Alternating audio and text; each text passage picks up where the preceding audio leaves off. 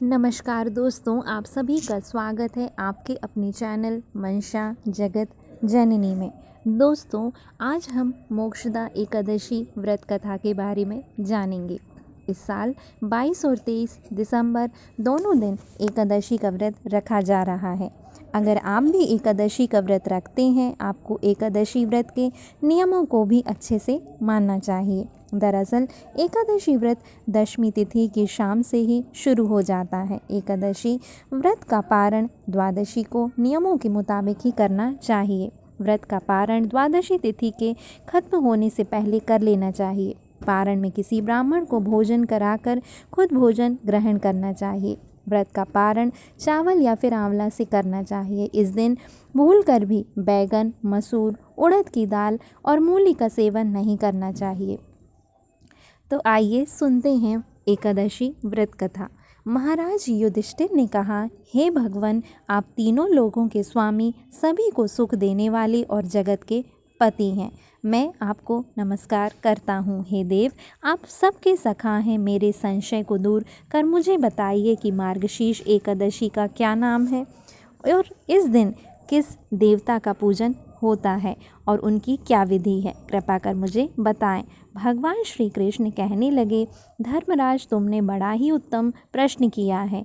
इसके सुनने से तुम्हारा यश संसार में फैलेगा। मार्गशीर्ष शुक्ल एकादशी अनेक पापों को नष्ट करने वाली है। इसका नाम मोक्षदा एकादशी है। मोक्षदा एकादशी के दिन भगवान के दामोदर रूप की पूजा की जाती है।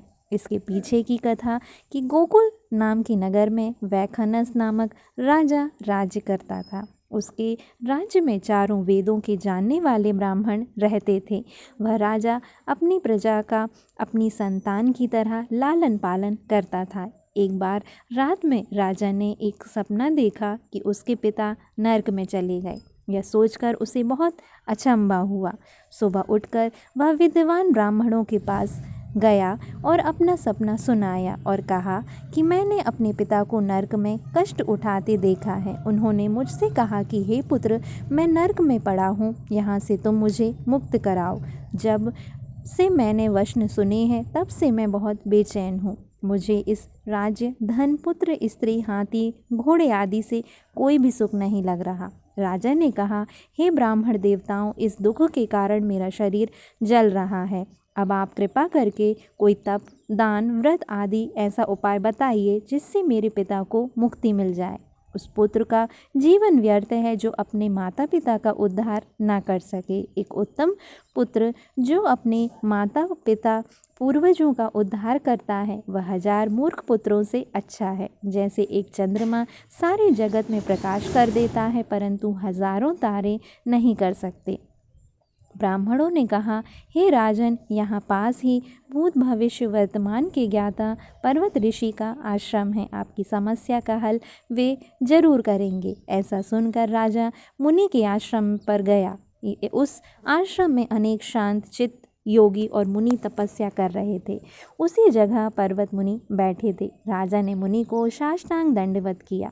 मुनि ने राजा से संगोपांग कुशल पूछी। राजा ने कहा, महाराज, आपकी कृपा से मेरे राज्य में सब कुशल है, लेकिन आकस्मात मेरे चित्त में अत्यंत अशांति होने लगी है। ऐसा सुनकर पर्वत ऋषि ने आंखें बंद की और राजा के भूत के बारे में विचार करने लगे। फिर बोले, हे राजन, मैंने योग के बल से तुम्हारे पिता के कुकर्मों को जान लिया।